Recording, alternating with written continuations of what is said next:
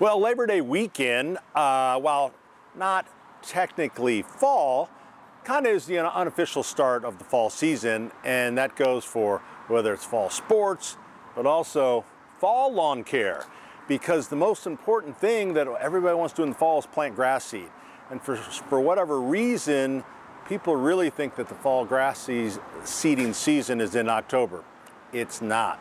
It's actually in September. Right now, you have a couple weeks left, 2 to 3 weeks left to get your seed down. If you don't get your seed down, what can happen is the freeze and thaw cycle that we experience can pop those seedlings up. In other words, they don't get rooted well enough. So if you're going to plant grass seed, now is the time to plant grass seed. So people plant grass seed in odd ways. So let's just say that there's a term called overseeding, and that's where you take grass seed and then you just go like this, and you just throw it on top of the ground, and it makes you happy. I guess that's okay with me. But you'll actually get less than 1% germination.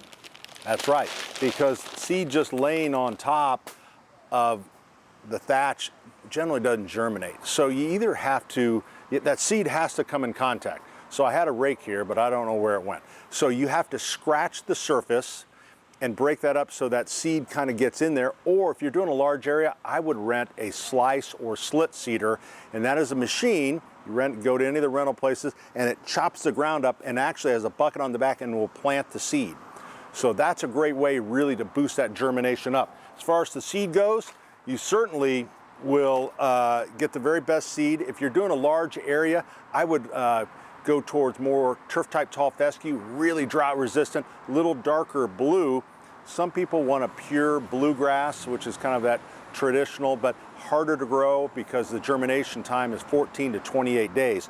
So but the key is don't get anything that says contractors mix. Get the top quality stuff, because that's really the key. So when you're planting it, you put it down. Once you scratch that surface, I just brought this because I thought it was funny. This is a battery operated seeder. You can see the seed coming out of there, because we know how hard it is to do that, right?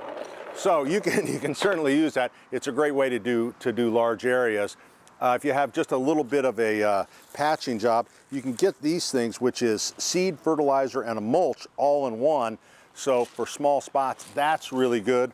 But that larger area, if we're still, where we can still get some heat and maybe you're not able to water it, because new seed, where a mature lawn, we want to water deeply once a week. When we're trying to get seed to germinate, it's lightly. So I would once you have it planted, I'd put a little peat moss on it.